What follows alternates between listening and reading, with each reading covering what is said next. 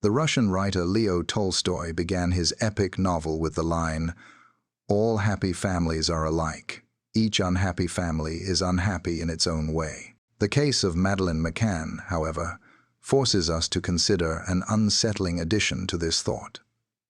Sometimes, a family's unhappiness festers into a kind of sickness, and that sickness can prove fatal. This taps into a universal, unspoken fear, the fear of the invisible architecture that governs our own families. It's the anxiety that the silent rules, the unquestioned loyalties, and the secrets we carefully sweep under the rug are not harmless quirks, but symptoms of a deep-seated infection that, if left unchecked, could one day burst forth and shatter everything we hold dear. For years, the world has asked, who took Madeleine?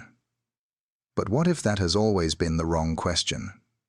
What if the right question is, what kind of environment could allow for her to vanish? Before we analyze the suspicions in the case, please let me know where you saw this video. I will read it all and spread it around the world. And don't forget to like and subscribe to my channel to be the first to receive notifications when there are new videos. Today, we are not here to hunt for a criminal. Instead, we are going to perform a psychological autopsy. We are going to diagnose the illness within the family system, the toxic pattern that was operating in the shadows within the McCanns' group. And I will show you how this tragedy wasn't a random lightning strike from a clear sky. It was the inevitable destination for a system that was already unwell long before Madeleine was gone. Every illness reveals a first symptom. In the case of the McCann system, the first visible sign of trouble wasn't a missing child. It was a dinner table, a single, round table at a tapas restaurant where 7 friends, all accomplished doctors or executives, gathered night after night. They projected an image of effortless success, warm camaraderie, and a happiness that was truly enviable. But it is right here, in this seemingly perfect setting, that the sickness begins to show itself. The inciting incident isn't a single action, but a quiet, collective pact, the mutual decision to leave 9 young children, including a baby, resting alone in unlocked apartments so they could enjoy their adult dinners. The central struggle of this story is not person versus person, or even person versus the wildness of nature. It is the individual versus the system. In this case, the system was the Tapas 7 group, and every system, to ensure its own survival, creates its own rules. The primary rule of this system was a simple, powerful belief. We are intelligent, successful people. Therefore, the decisions we make are safe. To question this foundational belief would be to shatter the harmony of the entire group. Psychology has a name for this phenomenon: groupthink. It's a state where the deep-seated need for conformity and social harmony completely overrides a rational and clear-eyed evaluation of the facts. The fear of being the buzzkill, the paranoid one, or the party pooper grows to become more powerful than the primal, protective instinct. What many would call negligence was not seen as such. It was simply the group's accepted norm, the price of admission to belong to that elite and carefree circle. The illness, then, is the surrender of individual responsibility in the name of loyalty to the collective. These were not 7 individuals, each making a risky choice. They had merged into a single organism, a unified mind that had thoroughly convinced itself that danger was a fantasy. And Madeleine McCann was just one of the children living under the invisible and toxic governance of this system. Once a system establishes its rhythm, it will fight to maintain that balance, even if the balance itself is profoundly unhealthy. Systemic psychology calls this drive homeostasis. The nightly routine of dinners and intermittent checks on the children was the group's homeostasis, and anything that threatened this delicate rhythm was instinctively pushed away. The tension in our story builds as we begin to see this system's defense mechanisms click into place. The first barrier to clear judgment was the very facade of perfection they had built. These were doctors, professionals trained to assess risk and make life-or-death decisions. How could they possibly be wrong? This self-image of supreme competence acted as a powerful sedative against their own anxiety. If we, with all our intelligence, believe this is safe, then it must be safe. It's a dangerously circular logic. where the intelligence of the individual is used to justify the irrationality of the group. The second barrier was the diffusion of responsibility. At a round table, no one sits at the head. The accountability spreads out like spilled wine, staining everyone a little, which in practice means that no one feels its full, crushing weight. The soothing mantra of every dysfunctional system becomes, "It's not just me. Everyone is doing it." This phrase calms the individual conscience while ratcheting up the collective danger. And here, the story offers us a faint, haunting clue, a foreshadowing of the tragedy to come. Later reports would suggest that, in the days leading up to her disappearance, Madeleine had been more tearful, more clingy. She had allegedly asked her parents a heartbreaking question. Why didn't they come when she cried the night before? A 3-year-old child, with her pure and simple instinct, was trying to sound an alarm. She was the dissonant note in the vacation's otherwise perfect symphony. But the system, to protect its homeostasis, needed to ignore that note. The illness feeds on denial, and the group's denial was far stronger than a little girl's cry. They kept having dinner. The routine could not be broken. The system had to protect itself. The point of no return for a sick system is not when it makes a mistake. It's when it refuses to acknowledge that mistake, even in the face of catastrophe. On the night of May 3rd, the unthinkable occurred. The system failed. The low-grade fever of negligence spiked into a full-blown seizure. Madeleine's disappearance. The group's reaction in the moments and days that followed is the final, compelling evidence that the system's absolute priority was its own self-preservation. Instead of an immediate, transparent acknowledgement of the oversight that created the opportunity for this tragedy, the narrative that quickly hardened was one of a phantom-like abductor, an external villain who had somehow breached their fortress. Projecting blame outward is the oldest and most effective defense mechanism of a dysfunctional system. The fault isn't ours, it belongs to the other.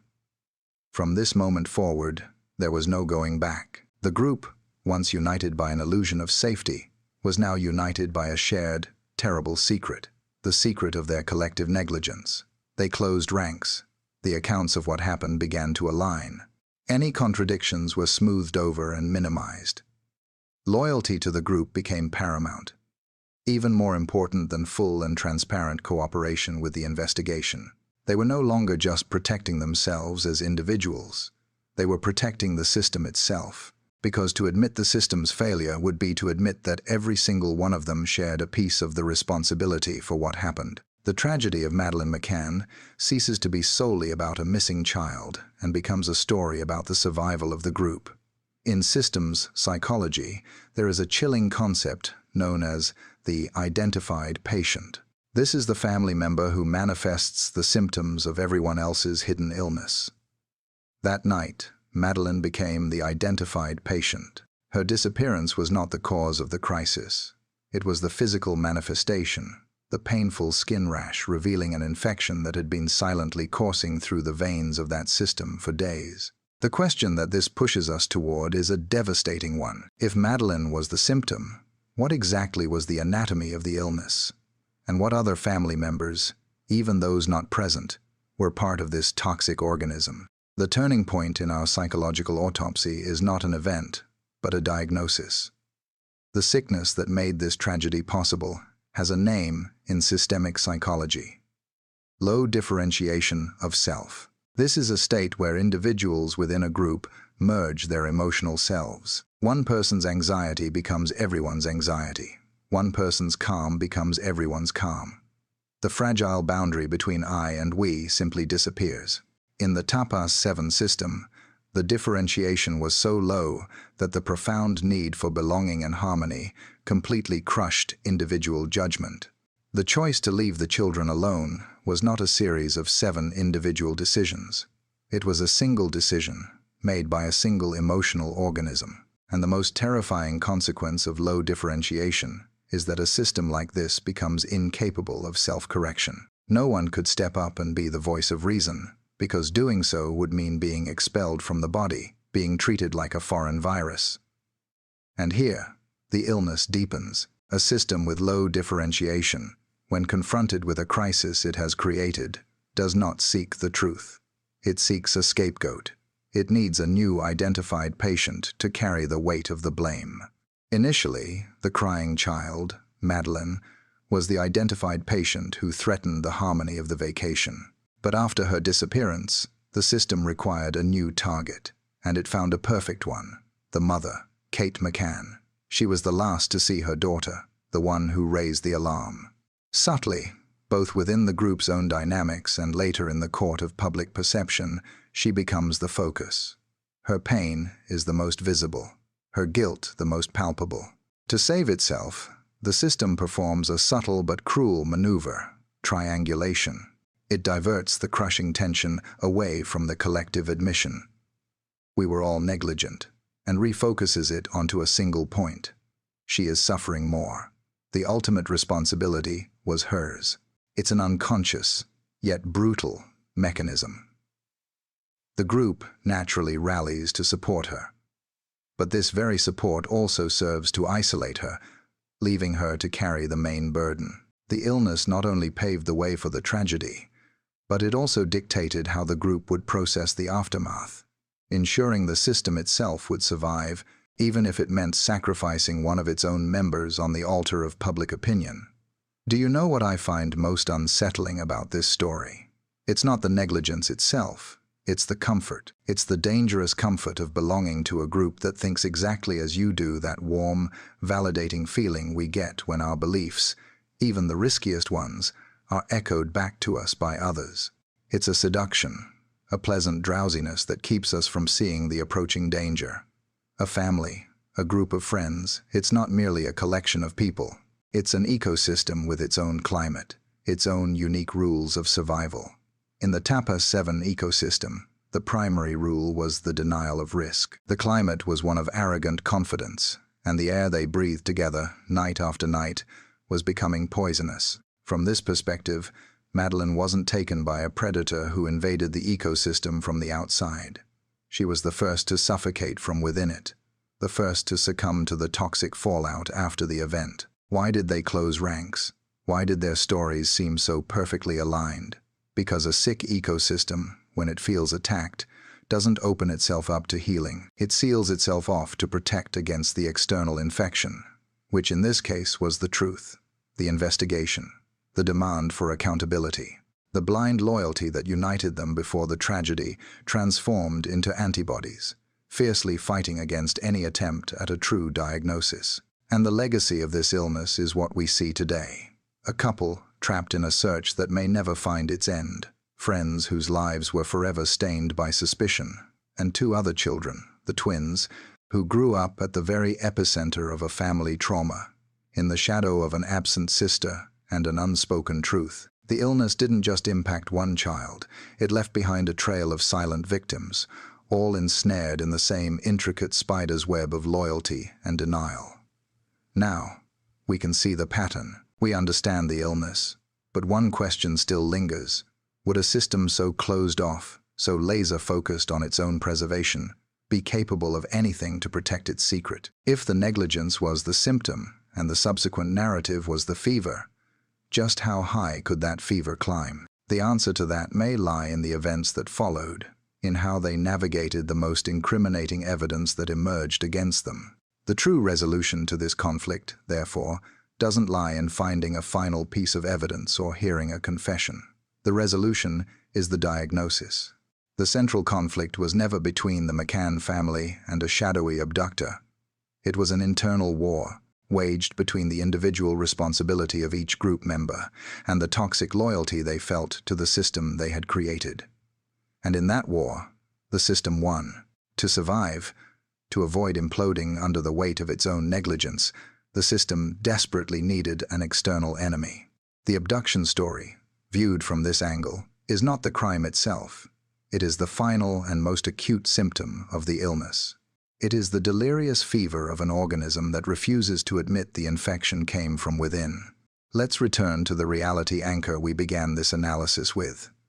Tolstoy's phrase that each unhappy family is unhappy in its own way. The unhappiness of the Tapa 7 system manifested as a collective denial of reality, a shared refusal to see what was right in front of their eyes. The character arc here is not that of an individual, but of the group as a whole. And the group's arc is that of an organism that, in order to avoid dying, had to amputate a part of itself, the truth, and then learn to live on as a ghost. They did not rise as heroes who overcame tragedy, nor did they fall as villains who were brought to justice. They became a closed, haunted system, frozen in time on the night of May 3rd, 2007. They are condemned to forever defend the group's integrity because the alternative, the only other path, would be to admit that the illness of denial and irresponsibility was inside all of them. The round table, which once symbolized unity and camaraderie, became the eternal symbol of a conspiracy of silence,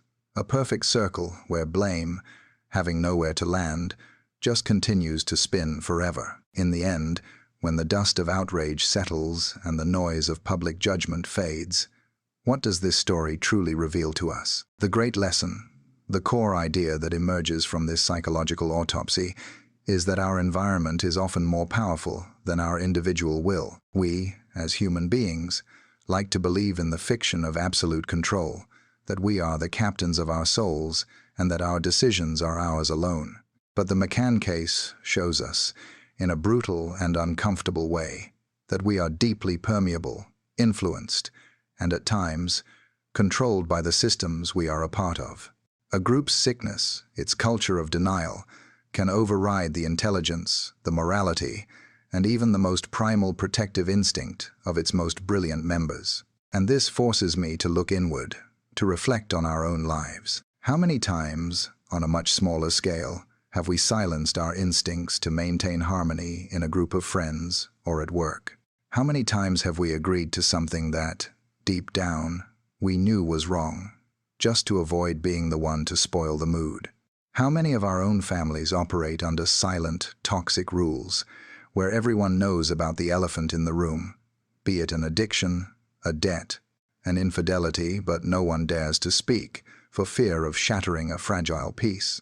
The McCann story is a stark reminder on an epic scale that conformity can be dangerous, that loyalty, when it becomes blind, transforms into a weapon pointed at ourselves, and that the rarest and most necessary form of courage is not facing down an external enemy, but being the lone, sane voice in a system that has collectively decided to go mad. My final opinion, after conducting this psychological autopsy, is that the true villain in the Madeleine McCann case is not a person. It's a pattern of denial, conformity, and a loyalty that curdled into something toxic. We spent years searching for a monster in the bedroom when the real sickness was sitting right there at the dinner table, smiling and passing the wine. The McCanns and their friends were not, I believe, malicious people. They were ordinary, intelligent individuals who became captives of a system they themselves had created, a system that, to maintain its fragile harmony, demanded the sacrifice of prudence, of individual responsibility, and ultimately, of a child. The harshest and most haunting lesson here is that the worst tragedies are often not born from hatred. They are born from the dangerous comfort of belonging. And now, after looking at this story from such a different angle, I'm truly curious to know what it has stirred in you. Have you ever felt that pressure to silence your own instinct just to fit in with a group? Can you identify any of these toxic patterns in the systems you know? I invite you to share your reflections in the comments below. It doesn't have to be a confession, just a genuine thought. I will read every single one, because it's by naming these illnesses that we can begin to heal ourselves. We have to remember so that we can learn to see the cracks before the whole house collapses. For those who felt the weight of this diagnosis and want to continue understanding the invisible forces that shape our lives, our next meeting is already set. We will investigate the psychology behind cults.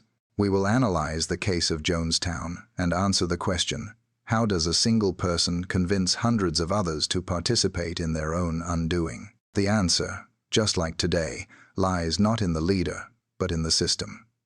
If you believe it's necessary to understand these patterns to avoid repeating them, subscribe to the channel, be part of this journey of understanding. And for those who feel that this space is more than just a channel, that it's a tool for thinking about the world more deeply, the super chat is our signal. It's the way of saying, keep teaching us to see. Every contribution is what allows us to buy more books, dedicate more time to research, and bring these complex analyses to you. It's the gesture that transforms this space into a community. Remember, we don't judge people here. We analyze choices, because it is the choices made in moments of the greatest pressure that reveal who we truly are. Thanks for watching. How do you feel about these arguments and theories? Does it give you a different perspective on the case? Leave your thoughts in the comments, and don't forget to subscribe to the channel to receive the latest notifications.